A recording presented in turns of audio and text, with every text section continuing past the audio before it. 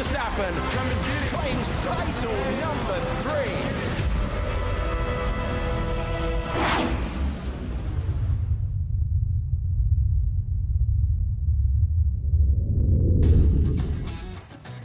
Well, that was a breathless, entertaining and eventful sprint race. Lots to unpack, not least penalties galore. But it is another victory for Max Verstappen with lots learned ahead of Sunday's Grand Prix. This is your post-sprint show. Welcome down to the Hard Rock Stadium, and we have got a guest in straight away, and I'm delighted to say it is Laurent Mekies of VCarb who joins us now. Congratulations. Double points for the team, and importantly as well for Daniel Ricciardo, his first points of the season. How nerve-wracking was that for you on the pit wall watching it all unfold? It was a long sprint. You know, we used to say that the sprint race are short. This one was not very short from us. No, but no, seriously, I think, you know, points are gold in the battle of the midfield. You know, you normally battle for that 1 point at every race, and so you know it's normally very tight between 10 cars. So it's the first thing is great for the points. The second thing is great for Daniel. You know, such a strong weekend so far. He has been working so hard to get more comfortable with the car, and the guys have been trying to adapt the car as much as possible. We had been seeing progress all the way through the season. Australia, Japan, China. It was building up. It's nice to see it coming out like that today. And honestly, Yuki is also flying this weekend. So you know, a bit unfortunate qualifying yesterday, but you have seen today from P16 he was back to P8. So you know it is looking good this weekend. You know, for sure there is some track-specific reasons. The guys have been doing very good jobs. We also had a few upgrades here, so it's a good sign. Well, Laurent, Daniel doing his best Gandalf impression today with the "you shall not pass." But I want to talk about Yuki, because you split the strategies. You put Yuki on the soft tyre after quali yesterday, with it lasting less than a lap for a lot of the drivers. We didn't think it could last a race distance. How confident were you that it would? What kind of a job did Yuki have to do to make it last? And what has that informed you for tomorrow's Grand Prix? You know, you're right. It was a bit more daring to put Yuki on the soft. You know, today for us, for Yuki, was all about experiment, because we didn't feel we could actually get back to the point. And actually, we wanted to stay out of trouble because we have only 2 of these floors on the car. So, you know, 1 on each car, no spares, and we wanted to stay out of trouble. So, you know, it was damage limitations. And instead, the key information we were after is, can we use it for tomorrow's race? So, for sure, it gave us some very, very good information. He drove superbly. Perhaps the safety car helped as well, but he did such a fantastic race, fantastic start, knowing that he couldn't take any risk because, again, he had to conserve the car for this afternoon where the weekend is starting again, so he did an amazing job. Yeah, great job. And Laurent, congratulations once again. Let's touch on Daniel. Like, I think a lot of us were surprised at just how strong your package was this weekend. From the GPS, it really looked like Carlos behind was able to gain maybe 2 to 3 tenths on the straights, but then, you know, you were so much faster through the corners. Were you expecting the car to be that strong, especially against the Ferraris going into this race weekend? You know, I don't think we belong to P4 right now. I think Daniel did an exceptional job. Yes, we are running a bit more downforce or drag, if you wish, compared to the other guys. So it's difficult to defend in the straight. Certainly, we had an advantage in the slow speed sections. Daniel did a beautiful usage of that in defending against the guys. We thought, you know, we were prepared to give away more position than just effectively 0, because he finished where he qualified. So it's a good result now. Everybody is resetting now for qualifying. Everybody can change the car setup. It's going to be anyway a fairly long discussion. And Laurent, final question from me. Obviously, the sprint race only half the job done. We've got qualifying later on. Cars are out of Parc Fermé now. We then, of course, have the Grand Prix. What have you learned from this sprint race? Are you going to make any changes? Obviously, double points is a pretty good result already. And what are you expecting for tomorrow? You know, for us, there is 2 key decisions to make right now. One is as we said, on the downforce level, was it good enough to defend? Well, it was just good enough to defend, but are we confident to go into a long race being a bit slower than our competitors in the straight? And the second one is what you touched on for tomorrow, what tire to start on in light of what we have seen today. So one thing at a time. Thank you so much, Laurent. Really appreciate it. Congratulations. We can now hear from your driver, Daniel Ricciardo. Thank you, guys. Hey Daniel, congratulations, epic drive out there. You must be delighted, firstly, to get some points on the board, but secondly, just the way you drove today, you held off a Ferrari, it must be pretty cool. Felt awesome. Yeah, it felt obviously, you know, fighting towards the front just feels so much nicer. And you know, you see a Ferrari in your mirrors, and it's like, all right, challenge accepted. Let's do what we can. And to be honest, every lap that I was able to hold Carlos off, I was like, all right, I kind of gave myself a little pat on the back every lap that passed, and then all of a sudden we're closing into the finish, and I was like, all right, maybe we can actually really do this. So yeah, it was a sprint race in all forms of the word. There was nothing left I could give, no tire saving, nothing, just going for it. And I knew that's what it was going to take to try and obviously hold on to that. So yeah, it feels good. Obviously the team, they deserve it. We all, I think, deserve it. We've gone through a bit of, I can't swear, but we've gone through a bit of stuff to get here. So it's also nice to remind some people. Great work. Thanks very much. Thank you. It's nice to remind some people. I like those fighting words from Daniel Ricciardo there. We've invited James Hinchcliffe back into our studio here. You've been a busy boy. Been running around a bit. Pre-race show, commentary. The Part Family interviews are now back here again. I can see a slight bead on your forehead. I'm glistening. I'm glistening. Yeah. Yeah, glowing. Yeah. You're glowing. Glowing. What did you make of the race? I mean, up front, obviously, not much to it after turn one. But, man, some of those battles for those final points positions, the Magnussen, Hamilton, there was Ricciardo holding off. I mean, I think everybody thought once he lost DRS, he was going to fall behind Sainz, fall behind Piastri, just kind of fall down the order. But huge credit to him, huge credit to all those people in the midfield. It was some really, really good racing in the middle. Yeah, there was. Let's hear now from Yuki Tsunoda, who also scored a point for VCARB today. Hey Yuki, a great opportunistic move halfway through that race, and I think with Lewis's penalty you nabbed that final point. It must be so satisfying for you and for the team today. Yeah, for sure. First of all, happy for the team, and you know, congrats to Daniel that he scored P4 as well. And for myself, yeah, very mixed feeling. You know, I kind of lost in battle in the end, and in the end, results able to kind of you know have the P8 position, but you know, I could have done so much better to ended up in front of him, and you know, if he didn't have a penalty, I would be a P9. So you know, that's some things, the things I have to improve, and yeah. So as a driver, it's not really happy to be honest, but still, I'm very happy that I'm able to pay back to the team that at least a point. Especially yesterday, I didn't able to put it all together and extract the performance from the car. So you know, as a team, very happy. Me, I need a bit of cool. What a day for VCARB, but it's not over. We've still got qualifying. I'm sort of rapping as though we're finishing and heading off after this. I forget we actually have qualifying. Such is the new sprint format. Okay, Yuki Tsunoda, a brilliant drive from him, kept his cool and composure, while in front of him, a battle raged between two drivers. Yuki Tsunoda, in the end, taking full advantage of that with a brilliant overtake on Lewis Hamilton, and then taking advantage because both Kevin Magnussen and Lewis Hamilton picked up penalties today. What a battle it was, firstly, Ruth. How did you see that play out? And I think we've counted up 35 seconds for Kevin Magnussen in the end, and of course the drive-through penalty for Lewis Hamilton too. Not their day. Well, not their day, but honestly, it was very reliant of when we were back in Jeddah. Once again, Haas were playing the team game, so it did look from the GPS like Magnussen was backing up to help Hülkenberg, to help him to fend from behind, which in turn actually helped Tsunoda, because I think without Magnussen backing up to open that gap, because he had the penalties and he was out, just like what happened in Jeddah, then Tsunoda would not have had a chance to be able to hold on from Lewis. But actually, Will, on that, we were talking about penalty points on the licence. Seconds are by the by in a sprint race when you know you're going to be out the points. But Kevin Magnussen there with, you know, 3 potential penalties. Yeah, because he's had 3 penalties, but how many penalty points are the stewards determined to give him?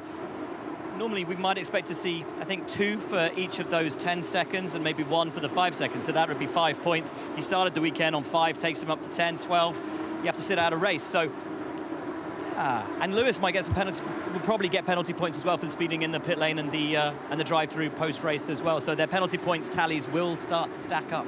Yeah, a costly race. And hence, just a word on Mercedes and on Lewis Hamilton, complaining of simply no straight line speed at all, that car looking draggy. I mean, how did you see the Mercedes performance? But George Russell tumbling down the field as well. Well, I'm going to give credit to our newest team member here, who before the weekend even started was looking at the parts list that was issued by the FIA and said, hang on a minute, that Mercedes wing is too draggy. Wing watch here. And so, I mean, credit where credit's due. That's exactly what Lewis Hamilton was complaining about. They don't have the grip despite having a high downforce draggy win. So it's really a lose-lose situation for Mercedes right now, and you can see it on track. Just a tough afternoon.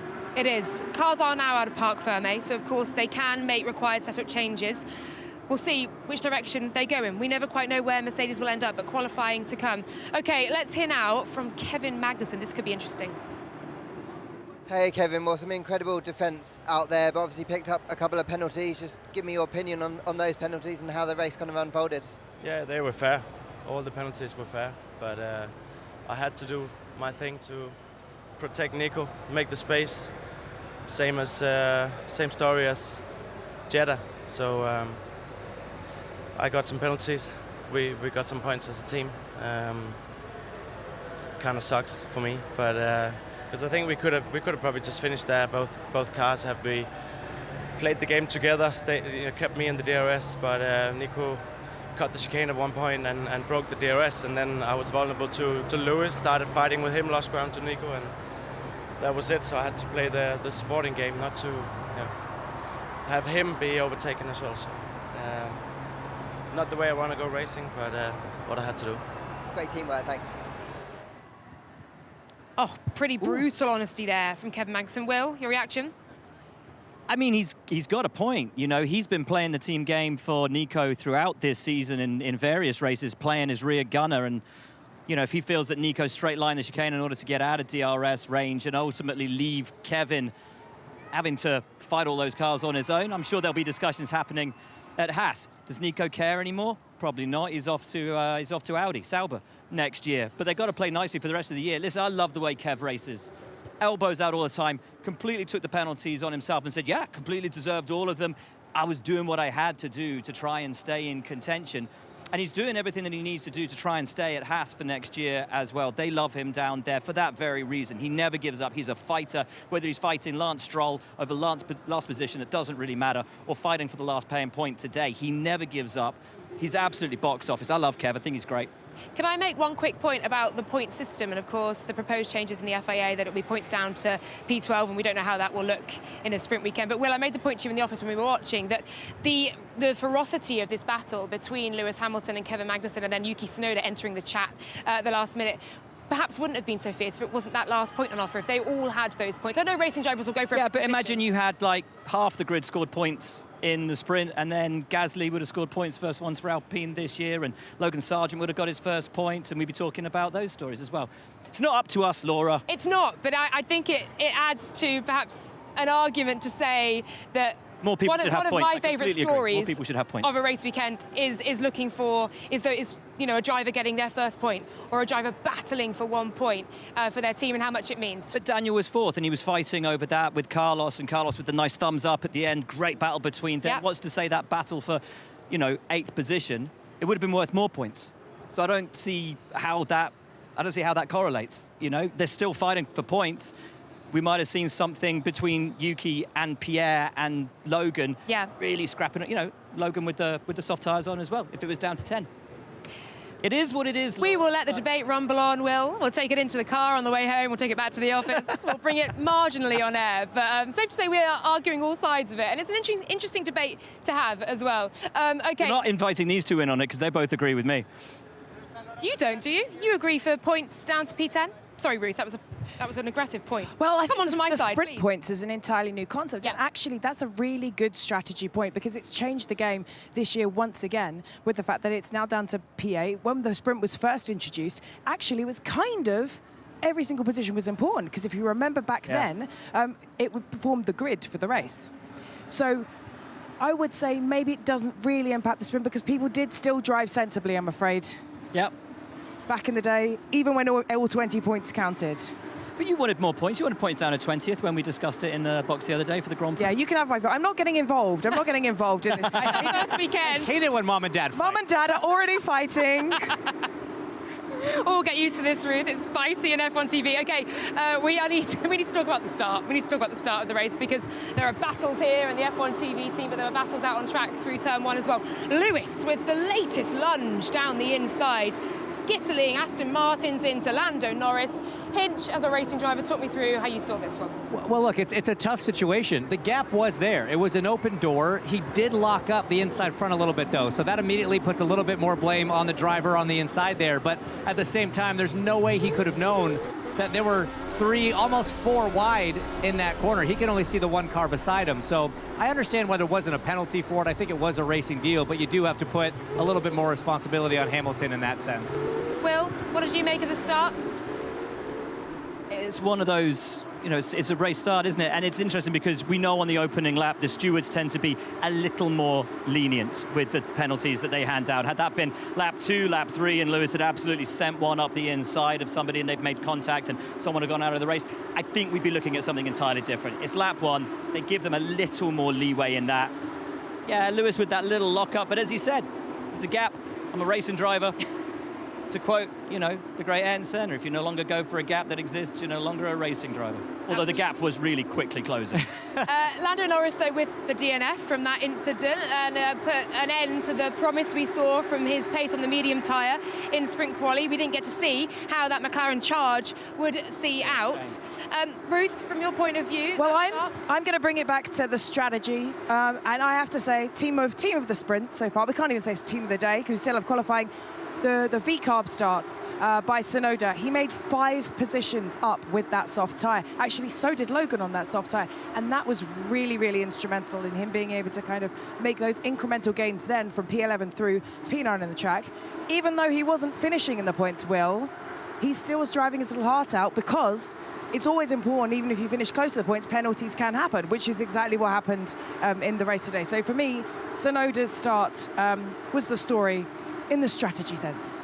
And the fact that he was able to keep those softs alive. I was about to say that, you know, because the heat on the track, heat kills tires, everybody knows that, but we saw that there wasn't a huge gap in pace between the softs and the mediums. So you sort of, in qualifying, so you sort of assume that without the pace delta to benefit from the beginning, you'd have the higher deg and a slower car at the end, but that just wasn't the case. I'm going to have to disagree with you there, Hinch. Well, that's probably a smart thing to do. Well, if you look at the lap times, actually, it was a real knife edge. If you look at the gaps on track, and it was really came down to the wire. So Logan's tyres, they went off from around lap 10. He was complaining about the fronts from around lap 5.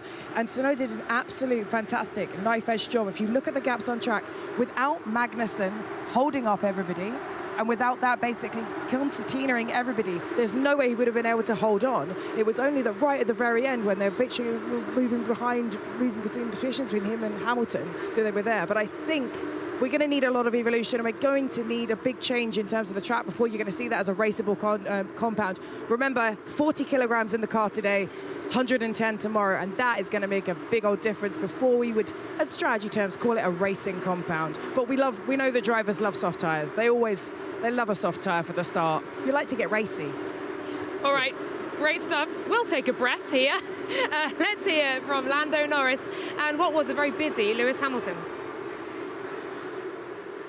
Lando, basically minding your own business out on the outside, couldn't really do anything. What's your kind of read of what happened at turn 1, and what's the early read of the damage as well on your car? Damage, I'm not sure. I think everything's okay. It looks like my rim was just gone.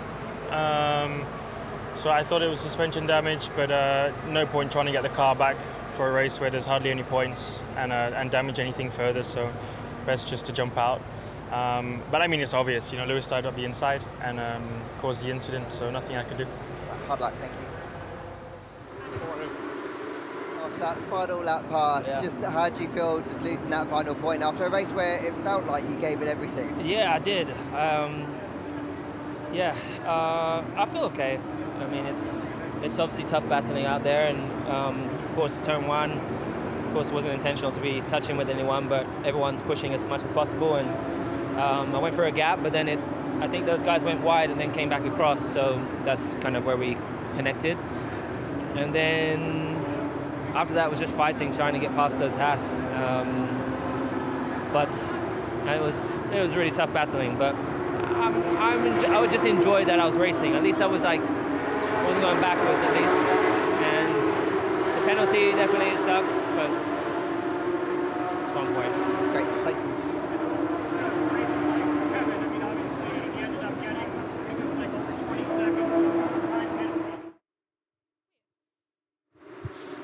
Well, there we go. I've just been told that Alonso did a practice pit stop at the end of that race. And I went, weird, you may have heard me say it. I happened to be standing right there as it happened. It wasn't a practice pit stop. Ah. What they did, you'll like this, obviously not running in points, wasn't going to happen. They brought him in. They stopped him about 5 feet short of his marks, and then he did a monstrous burnout through the pit box to lay more rubber down and give him more acceleration out of the box for the race tomorrow. Very, very crafty thinking. It's a very dusty pit lane. During practice, we saw that. It's a really smart thing to do. Fernando's the kind of guy in the old days with the sprint where he'd figured out where he was going to be on the grid, just spent the whole race just flying down that side of the grid to clean it up for himself. Like, he is a wily operator. Sounds like exactly the kind of thing that he would do during that, because said it's very gritty, very dusty surface in the pit lane. Getting the pit down there just in time for, you know, for the Grand Prix for tomorrow is worthwhile. That man is living 2, 3, 4, 5 years in the future. He is light years ahead of all of us in how he thinks. Chess, not checkers. I mean, he's playing a different game. Honestly, he is so good. We are not on the same planet. Carlos Sainz simply could not get past Daniel Ricciardo. Is that a concern for Ferrari? Is that simply a great race from Daniel Ricciardo, making that car as wide as he could? And as Will said earlier to Laurent Mekies, you shall not pass? Well, a little bit of both. The great thing with the nuance of the new sprint rules is that was to do with setup. So as we heard Laurent talk about, they went for a car that was really strong in the corners, not so strong on the straights. The Ferrari was actually more of a balanced setup. They're kind of more middle of the ground. So it was really down to the wire. Like you say, in a normal pit stop situation, you would easily be able to undercut that car. You would be in front of them. So I actually think, compared to some of the other teams, Mercedes being a very key example, Ferrari in a good position in setup, I don't think they're going to touch the car. We saw Williams already. They were extreme. They had really the top speed. It was 3, 4, 5 kph yesterday, losing 1 second in Sector 1 alone. They already changed the car for Albon, did the practice run. And for me, it's the Mercedes. Once again, just like in China, they're the ones going into qualifying where you can change the car, where especially with Lewis's car, it does look like they're going to have to touch it again, which is not what they wanted to do. But they are going to have to increase their top speed if they want to be able to overtake anybody tomorrow. The fascinating thing now is we've got 3 hours for all of the teams to make the decisions on what they're going to do to change their cars going into qualifying and for the Grand Prix tomorrow, where they are likely to be racing completely different cars than they were racing today. So obviously, it's all in the data. They know where they were at today. But how do you not react to what you've seen in the race, given Ferrari might not be battling V-Carb tomorrow. They might be battling a McLaren that didn't even figure in the race in terms of that upgraded McLaren that Lando Norris had at his disposal. They might be fighting with the Red Bulls. They might have a terrible qualifying and find themselves behind the Mercedes. So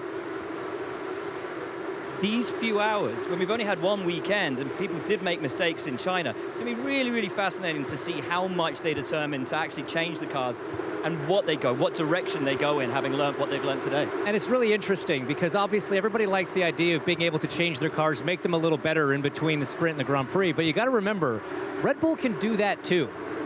All right, he was already on pole. He already walked away with the sprint race, but he was barely on pole, so he can make the car better for qualifying, and he only won by 5 seconds, which compared to the China sprint is, I mean, that's a neck-and-neck battle across the line for Verstappen. It's promising. So the concern for the rest of the field has to be, well, man, if they're able to make that car any better, it's going to be even more of a walk. So it does actually go both ways. It does. We'll have to wait and see. We've got a couple of hours to wait until qualifying. I honestly feel like we're about to pack up and go home. But we do have qualifying. Stay with us. Let's take a look at the schedule. We'll be on air, building up to that qualifying hour at 3:30 p.m. Not long to go at all until we head for qualifying. And that is, of course, for the Grand Prix. Changes could be made to these cars ahead of Sunday, race day. We'll be on air for a jam-packed pre-race show at 10 to 3 here, track time with the race starting at 4 p.m. Okay, final thoughts from all of you, please. Looking ahead to qualifying, I'd like a prediction, please, for qualifying. Who may be struggling, who may be feeling pretty good heading into it? I'm looking back to this time yesterday. I'm looking for Lando Norris to not cook his tyres on his outlap and actually have a proper run at pole, because that car was lightning on the mediums. SQ1, SQ2, Lando was the guy to beat, should have been the guy to beat in SQ3. Max is still unhappy with that car. How many changes are they going to ring to it? And Charles, without that mistake, could have taken the pole away from Max yesterday. I think we've got a really great fight on our hands this afternoon between Ferrari, McLaren and Red Bull. Hinch. Leclerc. Pole. No. Yeah, Leclerc, Verstappen, Norris. Lovely. Ruth, you're next. Well, I'm going to go for Max. Even though on that SQ2 lap by Charles, he would have got beaten by him if it wasn't for the turn 1 on that car. But I think the McLarens are there. It looks like this. We say B-spec, we're not allowed to call it that, but this huge upgrade has really fixed their top speed issue that they've had in previous races. They were 2 kph faster than both the Rebels and the Ferrari, so I think they're the ones to watch. So I'm gonna say we're gonna get some papaya in the top 3 this afternoon. Oh, exciting. We'll have to wait and see. I'm gonna say it may be I'm feeling a Charles Leclerc pole for me today. I'm feeling a Charles Leclerc pole. We'll see what happens. Thank you all so much, Will Buxton, James Hinchcliffe, Ruth Buscombe and Lawrence Barretto somewhere during the interviews. Alex Jakes in commentary, of course. Not long to go. Go away, put your feet up, come back. It is almost qualifying here at the Miami Grand Prix. We will see you then.